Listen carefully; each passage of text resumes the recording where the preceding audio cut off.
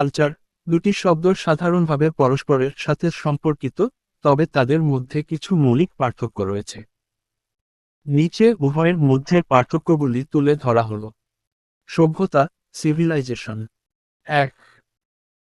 সংজ্ঞা: সভ্যতা হলো একটি বিস্তৃত সমাজ যা উন্নত সামাজিক, রাজনৈতিক এবং অর্থনৈতিক কাঠামো, প্রশাসনিক ব্যবস্থাপনা, প্রযুক্তি, অবকাঠামো এবং আইনের সহিত সংগঠিত হয়। 2। বৈশিষ্ট্য: উন্নত নগরায়ন, প্রতিষ্ঠা সরকার এবং আইন ব্যবস্থাপনা, সামাজিক শ্রেণীবিভাগ, প্রযুক্তির অগ্রগতি ও উন্নয়ন, শিক্ষার ব্যবস্থা। 3।